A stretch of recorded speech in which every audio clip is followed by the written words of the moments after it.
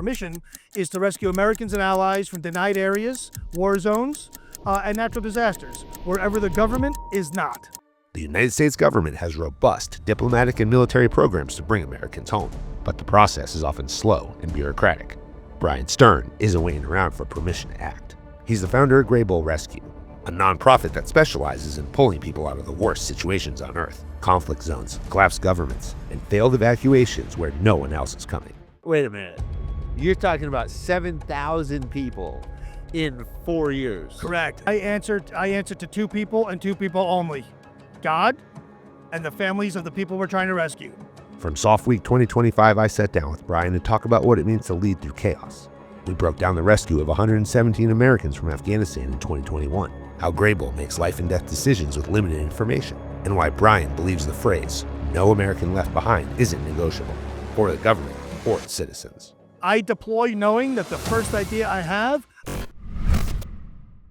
Bryan, welcome to the Jedburgh podcast. Thanks for having me. I appreciate it. It was Soft Week 2025. There's only going to be 19,000 people come through this place. I think that's where it was last year. We had Stu Braden yesterday. He said they're expecting 24,000, but they're outfitting soft for the next generation right over here on the other side of this wall. Thank goodness, because I was nervous.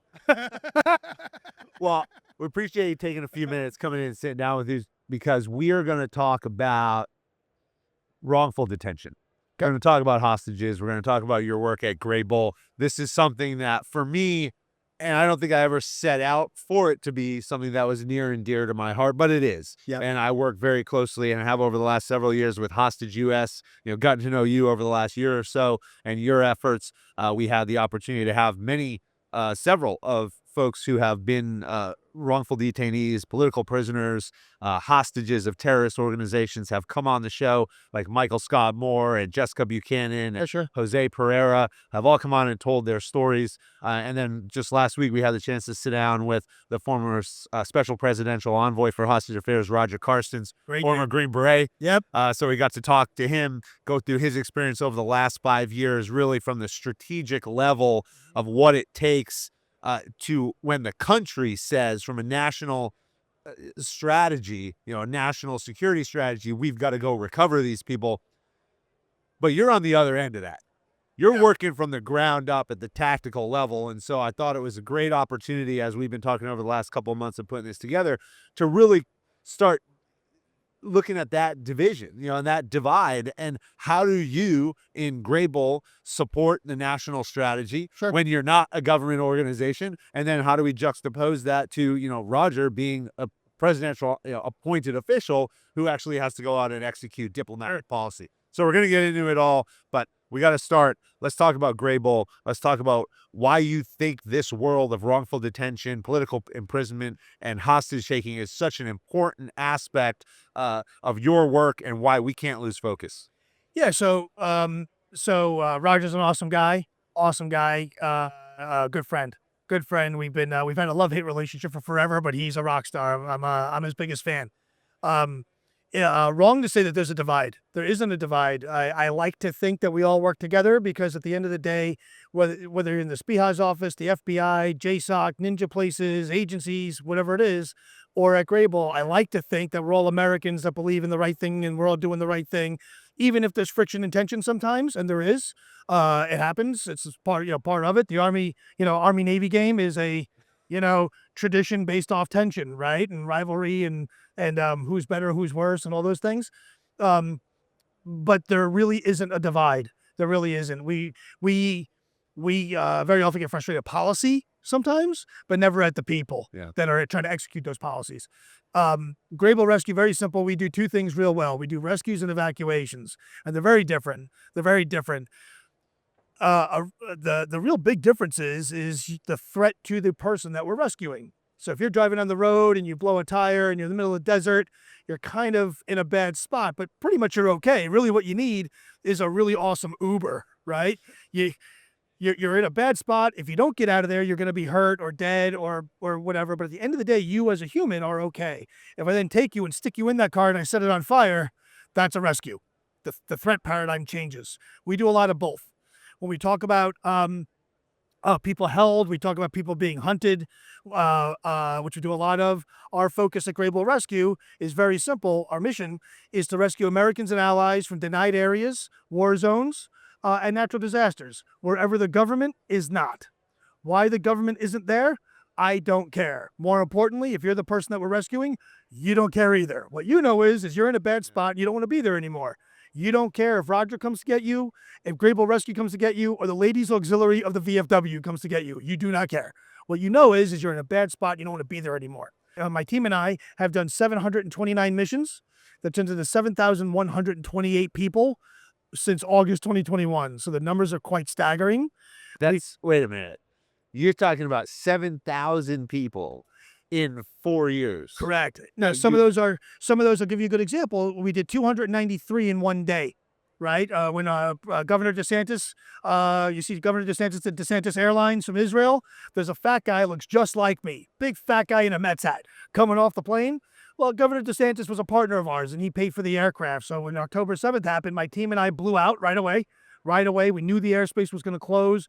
We didn't know exactly how bad and the scope of October 7th would be, but we knew it was bad enough, and we knew Americans were going to be in trouble, and we knew it was going to get complicated. Trigger for us. So we launched, and the first thing we did was we got on the ground in Israel. We also started doing things in Gaza, knowing that Gaza was going to be a problem. Fast forward, we got 5 months later, we got 5 hostages out of Gaza, 5 American hostages out of Gaza, because we were 2 steps ahead. So we did 293 in one day, right after October 7th. That was an evacuation. Then we did a rescue subsequent to that inside Gaza. So one theater, one real conflict with 2 of our flavors, if that makes sense. The Jedburgh podcast is brought to you by University of Health and Performance.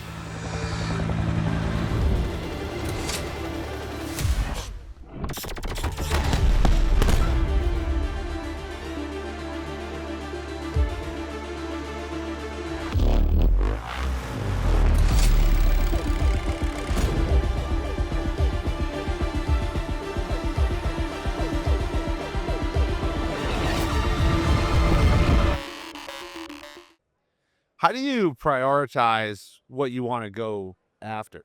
Because there's a whole range of these things. I mean, you have hostages that are taken primarily by terrorist organizations. Sure. You have wrongful detainees. Sure.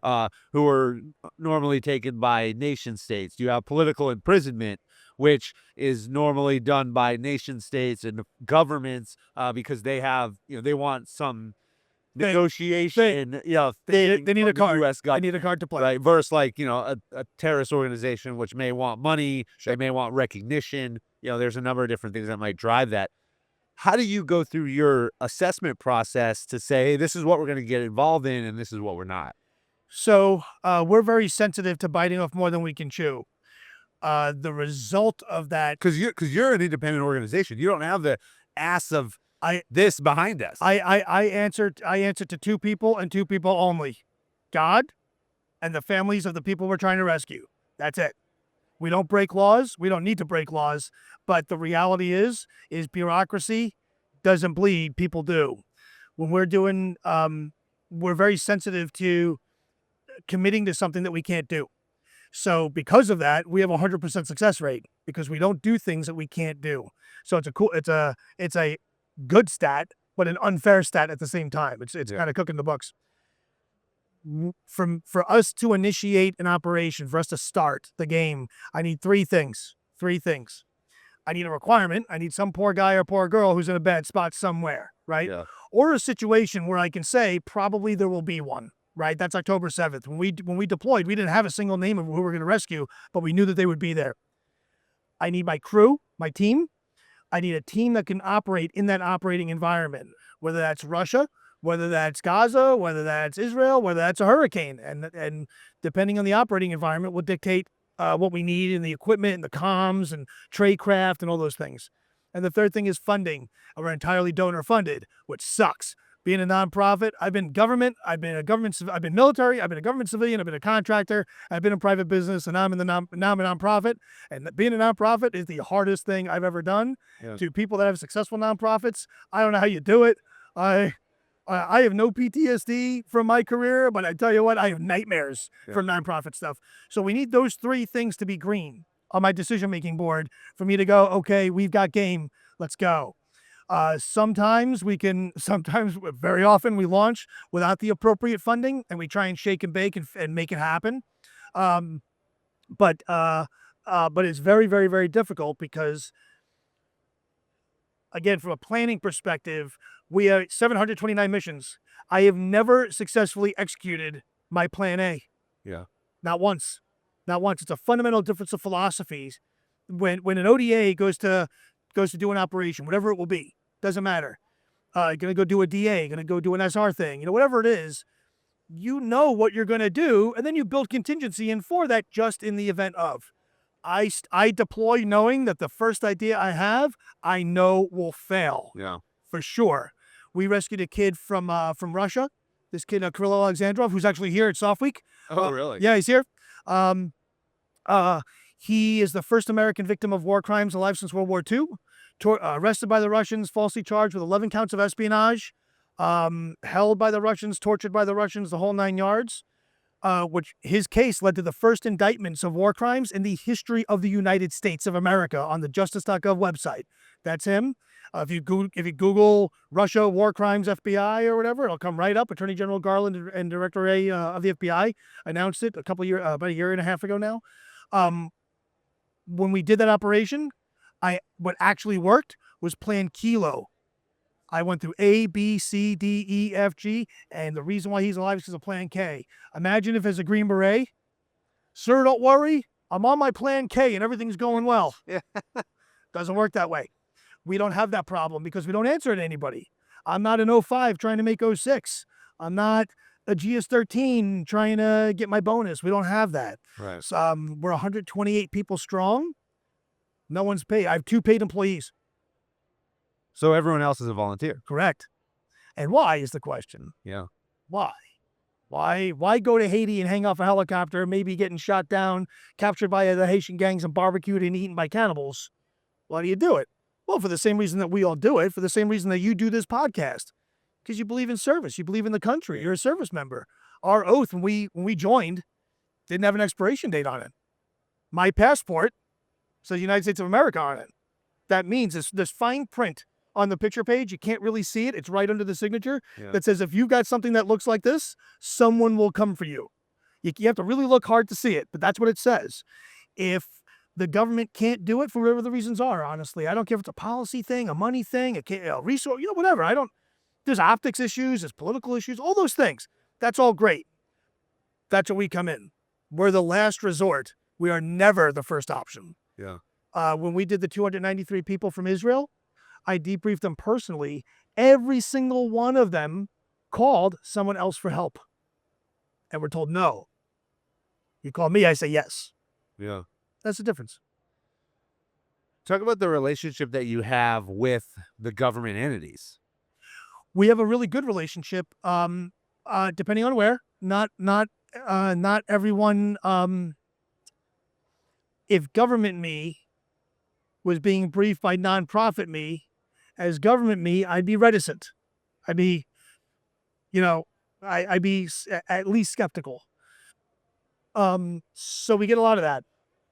That said, nothing we do is classified. So if you Google Grable Rescue, you Google Bryan Stern, you get 800 pages of Google now. Front page of the Moscow Times. No kidding. No kidding. Front page of the New York Times. No kidding. So depending on where, but we can be, we're not part of their calculus. So we're a challenge sometimes for them, right? At the same time, the people that really get it use us as a resource very often. We have dozens of cases that have been referred to us by the FBI, by State Department, by different agencies, all kinds of things.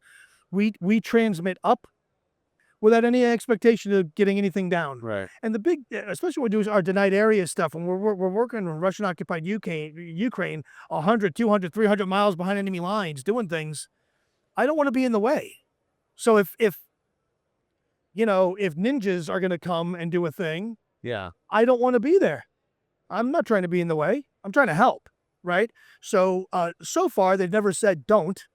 We've had a little bit of friction with deconfliction and some of those things, but no one has ever said, look, Bryan, you need to walk away from this. That's never happened. In fact, we've had quite the opposite. We've had more of, hey, look, man, on behalf of my official role, I'm telling you that we can't support you. But privately, bro to bro, go get them. Yeah. Go get them. And wish you the best of luck, man. And, God bless you and your team and like that. So at the action officer level, we have awesome connectivity. And at the very senior level, right? General Fenton knows us. My board is awesome. My board is Vice Admiral Pybus and Major General Linder and Major General Clark, Droopy, and Mike Durant's on our board. And we have some real powerhouse people, also not paid. Yeah. They're with us because we're good, not because we suck. But because of that, we have credibility and excellent past performance that's ever happened. Right? How many rescues has Warcom or USASOC done this year? And that's okay. We can't talk about it. We're at soft week. Yeah, well, and that's okay. And there's lots of reasons for that. Yeah. And those reasons are Their restrictions are different. Yeah, those reasons are usually very valid reasons. Yeah. I'm not picking on them. But Sure. the reality is, I can go anywhere I damn well please. Yeah. And that is not the case if you're government. Sure. It's just not. I can go sit with anyone I want. Anyone. I was invited to Abu Nasrallah's funeral. The leader of Hezbollah, who the Israelis detonated, I got invited to his funeral. He's like the Osama bin Laden of the Shia world. Yeah. Imagine if you're an agency case officer and you were invited to Abu Nasrallah's funeral and you want to go target some people in Lebanon, you'd be told no. Yeah. You'd be told no. 100%. Even if you got the access, you would be told no. That's not the case officer's fault. That's not CIA's fault. That's a lot of good reasons for that. Yeah. Let's talk about how you get into this. Yeah. So you came into the Army, you served in the infantry. And I started off as an infantry guy for like a minute and a half. Yeah, but the infantry was awesome. I was an infantry officer. I loved it. I came in the 90s. Yeah. So Bill Clinton's president, at Charlie 258 at Sand Hill, if your drill sergeant had a combat patch, it was a really big deal. They were a Vietnam vet. Right? Desert Storm guy. Yeah. He might get a Bosnia guy, maybe, right? If I had a drill sergeant who had a CIB, and it was like, as a private, it was like, yeah, that's right. My drill sergeant's got a CIB. What does your douchebag have? Nothing. You got Pathfinder badge? How adorable. My guy's got a CIB. So it was like, it was those fun years. I don't come from a military family at all. My grandparents' brothers were in World War II, I guess. I didn't know them. I had no real military influence, if you will. My father was a lawyer and a judge. My uncles are dentists and stuff. My mother was in fashion and finance. I was supposed to be an architect or a lawyer. All from Queens. The high school I went to, we have 3 distinguished alumni: Donald Trump, John Gotti Jr., and me. We're the only 3 that ever made anything of ourselves. All from Queens, incidentally. Not a bad group. And remarkably similar, and we've all been shot at, all that. So, remarkably similar in uncomfortable ways. But, and then got recruited into counterintelligence, and it was the best thing that ever happened to me. CI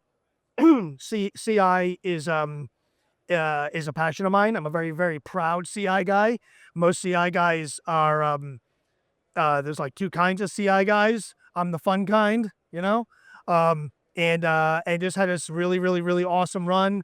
Was in New York City for 9/11. Working in New York for 9/11. Wait, you were a first responder in 9/11. Yeah. Hard to talk about this environment, but I was working in New York. I was an E4 in New York, right? Specialist Bryan Stern, right? Type 1 each, and I was getting out. There was nothing going on, and I was getting out. I was doing my thing. 9/11 happened. When Tower 2 got hit, I was kind of at the base. I was at like the exit hole of Tower 2. I was kind of right under that. So all the debris and all that stuff fell right on top of us in the plaza. And I've been at war pretty much ever since. Literally since Tower 2 got hit. Was in both collapses, which is a nice way of saying I'm a moron, because I went the wrong direction. They fell in reverse order. Tower 1 got hit, then Tower 2, but Tower 2 fell first. Yeah. So when Tower 2 fell, I went the wrong way, and then Tower 1 fell. I was in the wrong spot, which kind of sucked. And ever since then, literally, I mean, I'm on gravy time. I live every day like it's September 12th. 9/11 is a very important part of who we are, what we are, and really truly led to our journey in this game when during the withdrawal of Afghanistan, right? August 2021. So like 20 years later, almost. I was preparing for my speech for the 20th anniversary of 9/11, which was just a few weeks later. Yeah. Just a few weeks. And I'm working on my speech, which is a very emotional thing for me. You know, I lost friends in the morning of 9/11. My city was ruined on the morning of 9/11. This is now 20 years later, and I've been to a lot of war and lost a lot of friends in war, right? Since 9/11, I'm watching the fall of Afghanistan on TV. That sucks. That sucks. Spent a lot of time in Afghanistan, lost a lot of friends in Afghanistan too, as we all have, all that stuff. So I'm going through two very emotional experiences. I'm watching TV, watching this terrible thing, and I'm working on my speech at the same time. And I'm sitting in my living room here in Tampa. It's breaking news on TV. It's the imagery of the C-17 taking off and the Afghans falling from the wheels. Yeah. And I said to myself, what planet am I on? 20 years later, almost to the day, the Taliban are back in charge. We're getting our asses kicked on TV, and people are jumping to their deaths as a better play of staying where they're at, caused by some of the same people. 20 years later, almost to the day. And I said, ain't happening. Can't do it. I was in the private sector making tons of money. I had clients and doing consulting. I worked on a movie, Mile 22, like the worst movie ever made. But we kill a lot of people in the movie, so that's cool. But like TTPs are severely lacking. All kinds of dumb stuff. But I was out. This part of my life was behind me. I was done with this part of my life. I never thought I'd think about Afghanistan again. Never thought I'd be going to Afghanistan ever again. This part of going to sandy places and getting diarrhea and taking Cipro was behind me. But I couldn't watch it on TV. I couldn't just sit there. I know how to do infills. I know how to do exfills. As an SF dude, probably you've never chartered a plane before in your life. Probably not. In my career, I've done many. Well, I was General Linder's aide, so actually I do know how to charter. So you know how to fly like Bon Jovi, because General Linder, yeah, the Dapper Green Beret. Well, that was before he then actually went off and ran an aviation company. Right. But maybe that was the precursor. We must have spoiled him Exactly. when he was. Well, that's it. Once you fly private, you never want to go back. You know, it's like, once you shoot with a red dot, it's like hard to go back to IDAS. It just is. So, but yes, that's what happened. I got some guys together, and I looked at it as like a dude's trip, right? Like one last blast. Let's get the band back together. Governor Otta in the north is a friend, I would call him. We have lots of relationships. I've worked all these borders. I've been to Shurkan Bandar a million times. I've been to Termez a million times. I know this region like the back of our hand. I've been, I know these streets real well. 20 years of working in this region. I really know the area, really know the people. We've got friends. And I was like, we'll go for a couple, 2-3 weeks. I got a couple of guys together. Matt Herring from UDC USA, great company. He makes has a really awesome company that does everything with munitions. They buy and sell and broker munitions. They also manufacture. They do R&D for propellant and stuff. Really cool company. Not military. He packs his bags and comes with me and a couple of other guys. And we go. We fly to Uzbekistan. We get to the border and we are working. And I told them, they were like, look, we're busy. We have jobs. We have companies. We have stuff. And my pitch to them was look, it's going to be a few weeks. I got to be back for my keynote in New York. I got to give a speech. Right. This is going to come and go. We'll do our part. We won't watch it on TV. We'll help out where we can. And that's like 3 years, almost 4 years ago. Since then, we've done Afghanistan, Ukraine, Russia, Sudan, Haiti, Lebanon, Syria, Israel, Gaza, the Maui wildfires, fires in California, Hurricane Ian, Hurricane Milton, Hurricane Helene, and Idalia, and I'm missing one. There's one more in there. So that turns into 729 missions. We've grown. We've changed. We pivoted from one. We had one nonprofit that everybody left. Now a new nonprofit that's Grable. All the same, same characters, just new name, same mission, new name. Yeah. One of those things. And really, it's been the most amazing experience of my career. I've been doing this my whole life. And I've worked in all the cool places with all the cool people and all the cool units and units that don't have names and squadrons that are cool and in the cool troops and the cool squadrons and the cool commands and all those things and agencies and stuff. And I just had a really awesome run. I was very like all over the place. More counter-proliferation stuff, which stuff like that. I had a really awesome career. It pales in comparison in every aspect, from a leadership perspective, from a contribution, from an impact perspective. 7,128 lives saved. Everyone's got a mommy. Everyone's got a daddy. Everyone's got a brother and a sister and a dog and a cat. Our impact is like 9x, 10x. Yeah. And it's the truly there's nothing I will ever do again. No. I mean, this is it. I'm having way too much fun. There's way too much need. We just came back from Haiti rescuing Americans there. We got operations going on in every COCOM. We are global. I'm in every COCOM. We're like nonprofit JSOC. It's crazy. Which, sorry, Admiral Bradley, who's my old boss. I didn't mean it like that. You know, Yeah. JSOC is awesome. We all know, like whatever. But we're a global operational element funded entirely off donor money, which is remarkable. And we don't have any big donors. Yeah. We don't have any, whales. Right. We're grassroots, mostly veterans. Yeah. Well, you look across the world, we have about 200 Americans that are taken every year. And that's, in addition, I think the Human Rights Council, if I have that correct, estimates that there's something like 1.1 or 1.3 million people globally who are wrongfully detained from all nationalities. And that's an absolutely incredible number on both of those scales. I mean, one American's too many, let alone 200. And yeah. And some Americans that are being held are, there's different circumstances with everything, sure. But the reality is if your passport looks like my passport, as an American, we move heaven and earth to get you back. And if we got to do a deal, Roger got a lot of criticism. Roger got these hostages out on a thing. I don't want to talk too deep about it, but Roger and the President Biden at the time got a lot of flack. They did a deal to get an American out that was not equitable. And the message was it was an unfair deal. Yeah. It's always an unfair deal. It is. Yeah. It's an unfair event. It started from a position of being. No one wakes up and says, I hope to be unlawfully detained. And once you are unlawfully detained, everything about that entire thing sucks. Everything. There's no good at the end. Yeah. Even when you come home, it's still bad.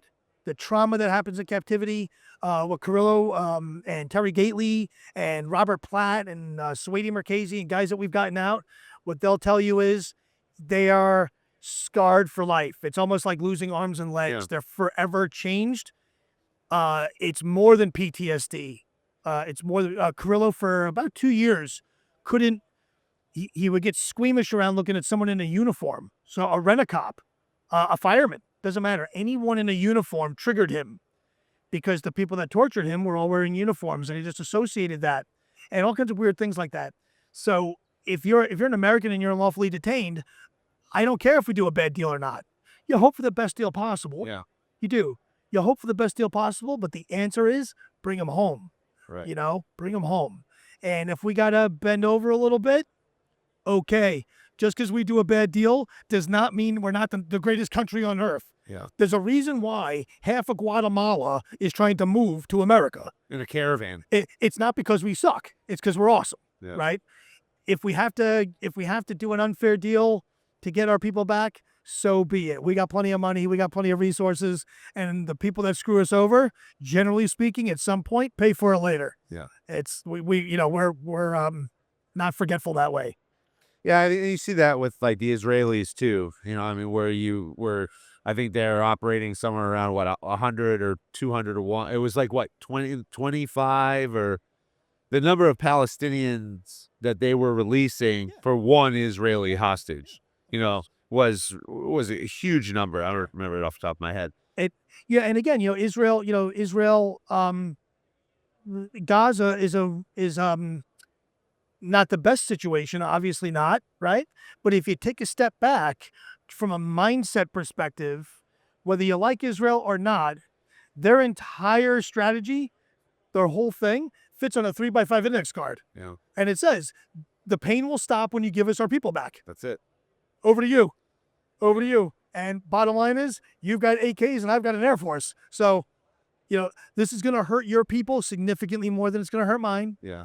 And I want my people back. And I will do whatever it is I need to do to make that happen, even if it means I'm unfair, even if it means I'm disproportionate, even if it means I turn your entire area into a pile of rubble. Yeah. I will do what needs to be done to get my people back. While I don't agree with all of it, I do agree with the mindset. I agree with that completely as a guy who volunteers and doesn't get paid. And 3 weeks ago, I was hanging off a helicopter in Haiti to rescue 2 kids from Nebraska and California.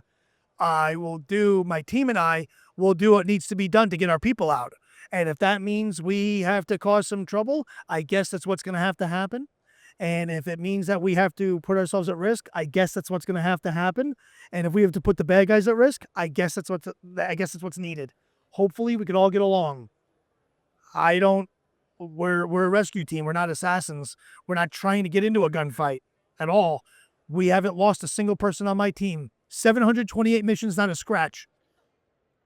Well, we see these things end in a variety of different ways. Like we've seen Jessica Buchanan Sure. rescued by SEAL Team 6. We've seen Michael Scott Moore be released for a couple $1 million. We saw Brittany Griner, Evan Gerskovich released for Russian prison. Yeah. Russians who were imprisoned in the U.S. for various crimes and in Germany too. So we've seen a number of different ways these things can end. How many of the events that you're participating in end in some sort of negotiation? How many end in some sort of ransom payment? How many are you running in and grabbing somebody? Great question. Okay, so this is where... Because they're all different. They're all different. Now, so to answer your question, we have never successfully negotiated anyone. Now, having said that, and the reason why is because I don't have Russian prisoners hiding in my basement in Tampa. Right. You don't have anything to give them. In the world of leverage, I come to the party completely unprepared. Yeah. Completely unprepared. You're like, I can owe beer, like whiskey. Now, at the same time, we bring our WASTA, and we bring very often we're the only Americans there, right? Almost always, we're the only gringo. We're the only gringos running around. So we're able to say, hey, look, you could talk to me or you could talk to Dev Group. I'm nicer. I promise. You do not want to talk to Red Squadron. I promise you. It will be very self-correcting and it will not end well for you. Let's figure out a way to work together on this thing. The reality is I can't call Red Squadron from Dev Group. I couldn't. I don't have that, but very often they don't know that. We use a lot of the way we work looks more like Ocean's 11. It's more like a magic trick. So Carrillo, the kid who's here, the war crime from Detroit, he was held about 250 miles behind enemy lines by the Russian FSB and the DNR, which is a subgroup of the Russian forces, tortured, everything. We went through 50-something checkpoints without a single piece of paper. They still have his passport. They still have his underwear. He was not released. Today, the Russians don't know how we did it. They don't know. It's a magic trick. It's like David Copperfield making the Statue of Liberty disappear in front of 3,000 people. 3,000 people saw the Statue of Liberty disappear. They'll pass a polygraph. They saw it. They heard it. They were right there. And right in front of their very eyes, the Statue of Liberty disappear. Probably he didn't actually make the Statue of Liberty disappear. So for us, we're only operational. We try and negotiate always. Always we try. But the reality is we don't have much. So we use tradecraft, deception. We do a lot of military deception. We do a lot of false flag operations. We do a lot of recruiting sources and getting people to do things that they're not predisposed to do, not realizing that they're doing it. So we're an operational element. I wish I could negotiate. I'd be happy to. I probably have better contacts in many of these bad guy organizations than the government does because of who we are and what we do and where we work. But we've always tried, but always failed for negotiation. Yeah. As you look forward into the next couple of years, when we sit here at Soft Week, we talk a lot about innovation. We talk a lot about technological advancement. We've heard General Fenton at the SOCOM level. We've heard the president, the Secretary of Defense, the Secretary of the Army, everybody talk about the importance of investing in technologies that are going to be foundational to the next fight. How do you view the next battlefield, and where do you see these types of activities? Because at the end of the day, it's the soft truth. Number one, people are more important than hardware. You're in the people business. The hardware is great, but where are you fitting into that next battlefield? So, in all the places that General Fenton, who's a friend, in all the places that General Fenton is worried about and is talking about and concerned about and making decisions based off those AORs and those specific countries and all these things, generally speaking, not in all the places, but we're either operational there, have been, or could be. And the question is how, right? How is that possible? I'll tell you, because our TTPs are from the Jedburghs. We're 2-man teams, 3-man teams, single-man teams of big package for us and for our nasty stuff. 4 dudes. If you can't fit in the car, we're one vehicle deep, right? One vehicle deep. We, just like the Jeds, right? And this, dudes who parachute in, to occupied France in a suit and tie with a bag of cash, some radio crystals, a knife and a 45, and good luck, laddie. We're here to help. Yeah, and go make friends, find Germans, kill them. We do the same thing, except it's go in, find Americans, save them. Yeah. But the TTPs are the same. The only thing that's really changed are things like communications have gotten better. GPS is obviously, that kind of stuff. But the TTPs on the street have not changed. So when we talk about technology is great. Technology is great. But for denied areas where we like to hang out and contested areas, technology is a double-edged sword. Yeah.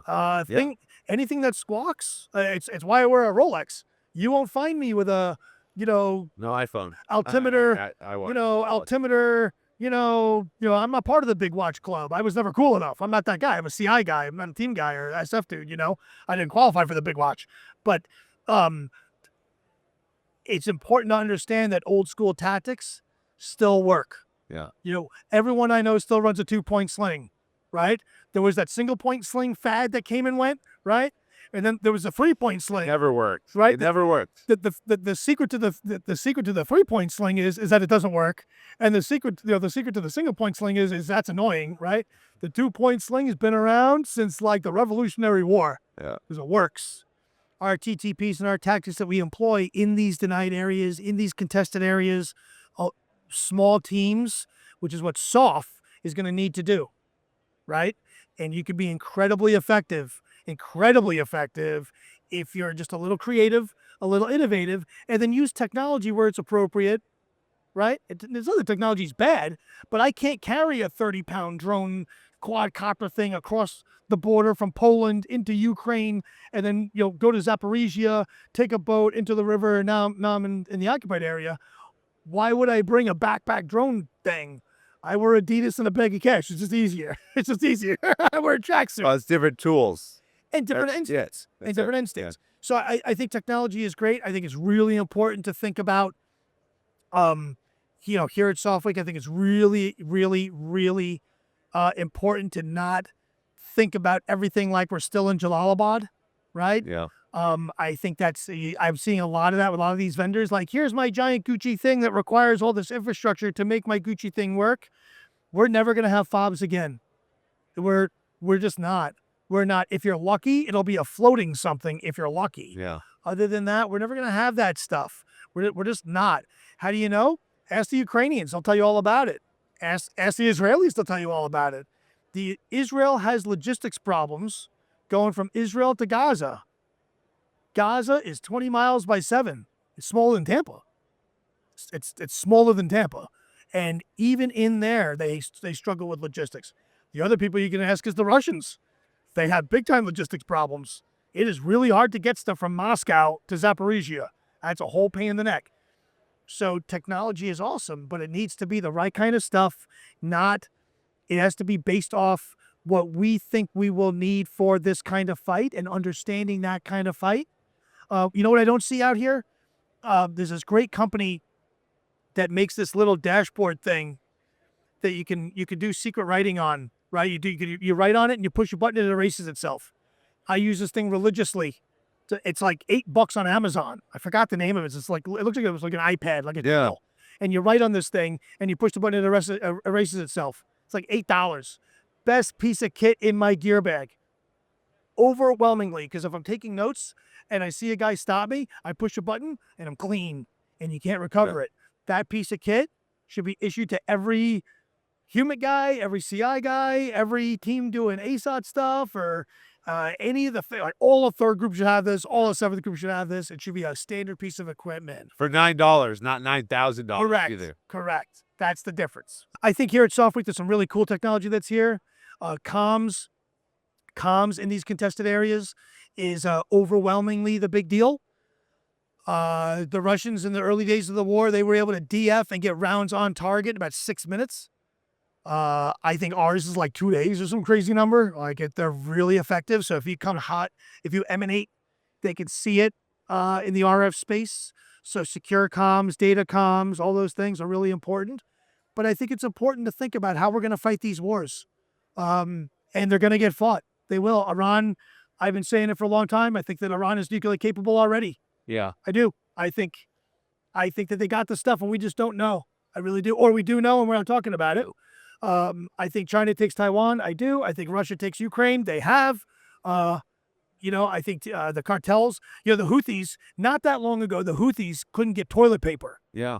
Yemen was the largest humanitarian crisis on earth as per the United Nations. That was only 5 years ago, 6 years ago. Now they have guided missiles hitting Ben Gurion Airport in Tel Aviv. Yeah. That report out of there last week too was that it was a hypersonic missile too, which I'm not sure if that was accurate or not, but that's scary. Imagine if Muhammad Atta in the morning of 9/11 had hypersonic missiles. Yeah. That's what we're talking about. Yeah. Right? So that the whole thing has changed from a soft perspective, from dudes that are gonna have to go deal with this, right? And we have to deal with this turd, right? This mess. Soft is the best answer. Overwhelmingly. If I have a choice of deploying an ODA from 7th Group to go make friends with the cartels, or sending a B-52 and doing bombing Guatemala, ODA sounds better to me. Yeah. Well, it's a strategic deterrence Correct. that we have, as an organization. Stu Brayton, the head of Global Soft Foundation, sat here yesterday, and he said the thing that needs to be discussed is that Soft's time is now. Yeah. This is Soft's time, not tomorrow. Correct. Today. Right now, everyone should be deployed. Yeah. Everyone should be deployed, doing something, anything, because the enemy is afraid of us. Yeah. And they're also really afraid of the unknown. They don't know what they don't know. So if they know that every soft element is somewhere doing something, anything, loudly, proudly, deception, doesn't matter, whatever it is, just doing things, even if we get hurt a little bit, it's better than full on large scale combat operations. I don't want to see the U.S. Navy launching torpedoes against China. The best way to defeat China is from the inside out and taking away their friends. Yeah. That's last time I checked what SF is really good at. Yeah. Last time I checked, it's like the whole Robin Sage thing is predicated on that. So we can be good at this. We are good at this. We have to assume a little bit of risk, just not exactly palatable sometimes. We have to get over that, and then employ technology that enables that. Yeah. I would argue don't rely on technology, rely on the dudes, the men and women that can do these things, and then enable them with the tech that they need without getting caught. And bring it to the enemy. That's exactly how we do it. Yeah. Well, and it's also one of the soft truths, which is that you cannot create competency after emergencies occur. Correct. So, if we're looking at, where's the employment of soft now to prevent the emergency, this is where it is, and we've got to live by that value, and we got to get out there and do it. I was talking with a former very senior leader yesterday over a cigar, and he asked, what would you do And I'm like, what do you mean? He's like, if I gave you SOCOM and took away all the restrictions and like you're the God, the king, God, president, and us, in that order. He's like, if I made it where you are godlike, so what do you think? I'm like, well, I could decrease fentanyl. I could solve the fentanyl problem, no problem. I could do this, and I go on this whole thing. And he goes, well, how would you do that? I was like, I would just use the tools that we have. Yeah. And he was kind of shocked. Like, we don't have a capability problem. We could see golf balls from outer space. We've got cool stuff. We have the best people. We got good people. We've got every language. We've got every culture in the military right now. Every country in the world is probably represented. Probably. We've got linguists. We've got the stuff. We've got the tools. We just have to think about the problems the right way. I would argue that we're not thinking. We're thinking about, oh my God. Yeah, I was on this panel, and they're talking about Russia stuff, and they asked me, well, what would Moscow? Aren't you worried about what Moscow says? No. Why would I? You think Putin is going to kill and rape less Ukrainians or more Ukrainians or anyone for that matter because of me? He doesn't care about me. I don't care about him. Yeah. Who cares? Who cares? When we did this kid, they thought it was an inside job. The Russians executed 39 Russian IOs, Russian intelligence officers, at the 05 and above level. They took out They thought it was an inside job. So they came in, they killed everybody. They executed all their people. They all thought that they were working for me. Sucks for them. But it goes to show you can have a kinetic effect without ever squeezing a trigger. The Israelis taught us this with the beeper operation. Yeah. We talked about that. 3 innovative guys, a little bit of supply chain smart, took out 3,000 bad guys. They took out more people than Al-Qaeda did in the morning of 9/11. Yeah. Without firing a shot, they weren't even in country. They weren't even there. They weren't in Lebanon. They did it from Cyprus and Turkey. They weren't even in the country. No troops at risk. No people at risk. You're just being smart and creative about it. Yeah. We're vulnerable, okay? They're vulnerable too, I promise you. They got the same problems that we have. That they do. And we just have to think about it that way and not care so much and not be so sensitive of, oh my God, if we get caught, if a SDV team is caught off the coast of China, that'll start World War III. No, it won't. No, it won't. Well, yeah, and you're talking about the use and implementation of clandestine and covert operations, and really not a capability question; it's a willingness issue. And so we had on John McPhee, John Shrek McPhee, not too long ago, and we did talk about the pager incident and talked about the fact that as America we have the most capability of any country in the world, but do we have a willingness to use it? And so that's where we have to really start thinking about where can we apply this thought process to do things in a different way? Because as you said, the tank battle's over. We're not going to be able to. And we have an episode coming out actually on Friday this week. By the time this airs, it will have been out for a while. But with Mike Vickers, former ASD Solek and Undersecretary of Defense for Intelligence, but also Green Beret, paramilitary case officer. But we talk a lot about clandestine and covert operations. His book, By All Means Available, was Ronald Reagan's directive to defeat the Russians in Afghanistan in the 80s. And they said, Mr. President, what do you want us to do? And he said, by all means available, we will win. Yeah. And that was the directive that, they had to go out there and do that. And, I think we do have to look at where we cannot let the fear of being unsuccessful or some sort of political backlash affect our ability to operate and have success, not only on we can call it the limited battlefield, to prevent the nation state on nation state superpower versus superpower. It's worth the risk to me. Yeah, it's worth the risk. And that's where I'm at. Is we don't have a capability problem. And we have really creative people and really innovative people. This show is about innovation. But if the willingness isn't there, then creativity gets stymied. Because the creative minds will answer the requirements that are able to happen. So if I'm willing to fly a drone, well, then creatively, I'm going to figure out a way to fly a drone cooler, better, smarter, whatever. if you tell me, I just want you to go bring pain, whatever that means. You know, when President Trump was president the last time, his maximum pressure campaign, Yeah. his message was, I don't know what to do. I just want them to feel bad. Yeah. Just hurt them in a way that their mothers feel it. Go. And lots of really good things happen from that. You know, from that moment, not a single Purple Heart was issued out until Abbey Gate. Years of Americans not getting tore up.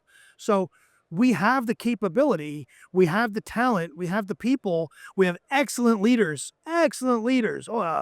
Yeah, I look at the leadership within SOF, and I mean, these, 20 years later, our leadership is extremely experienced because Sure. General Braga, Admiral Bradley, Yeah. General Fitton, these guys grew up. 20 years, it's a whole career's worth of war and combat and getting briefed and different ideas and things that worked and things that failed and all kinds of things. I mean, our leadership at that level is awesome. Below that, though, there's this gap in motivation or willingness or creativity, and that stymies creativity. The answers are all there, but you got to ask the right questions. Yeah. And I think General Fitton is asking those right questions, and he's trying to inspire creativity. I know Admiral Bradley is an extremely creative guy, so he's getting ready. But that is what needs to happen. We have to put all cards on the table and say, look, here's our end state. I don't care about what we need to do, what we can do, our capability. Right. What are we trying to do here? What are we trying to do here? What are we trying to do here? I want President Xi to feel pain. I got asked by a guy recently, what does success in China look like from my world? And the answer is President Xi coming to us asking for help. That's what I want.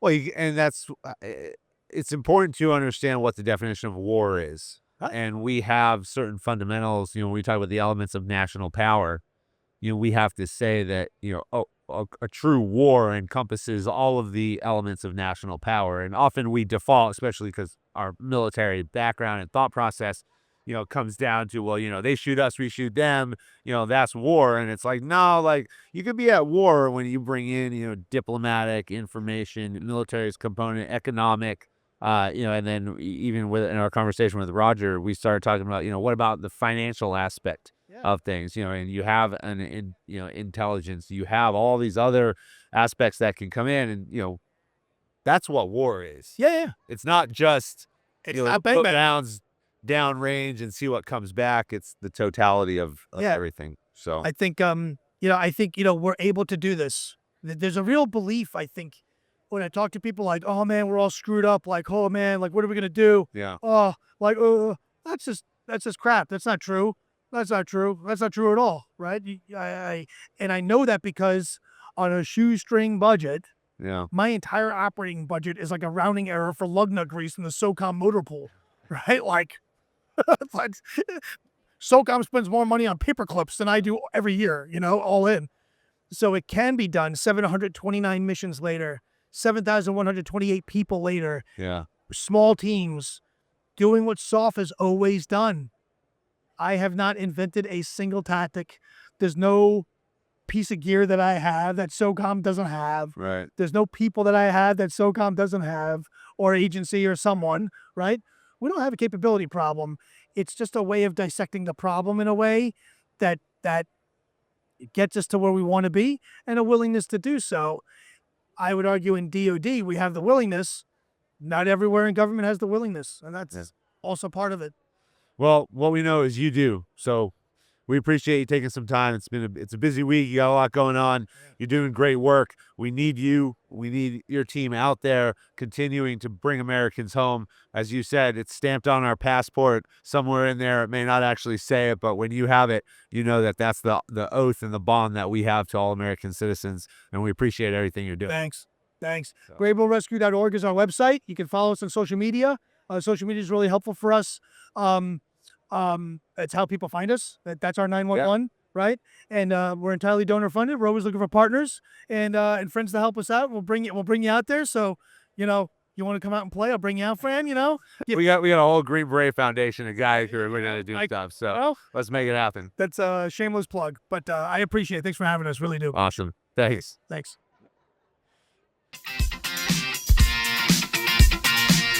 American Jedburghs went on to form the foundation of the United States Special Forces and the Special Activities Directorate of the Central Intelligence Agency. Thanks for listening to the Jedburgh Podcast, an official program of the Green Beret Foundation.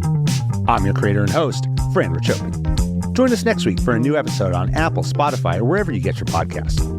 Check us out on YouTube for full episodes, highlights, and other long and short form content. If you like what you heard, give us a like and leave a review. Follow the Jedburgh Podcast and the Green Beret Foundation on LinkedIn, Instagram, Facebook, X, or Threads. Send your comments and inquiries to fran@jedburghpodcast.com. As former members of Special Operations Forces, the Jedburgh Media Channel and the Green Beret Foundation remain committed to supporting all generations of U.S. Army Special Forces and their families. Thanks for joining us on this episode. How you prepare today determines success tomorrow.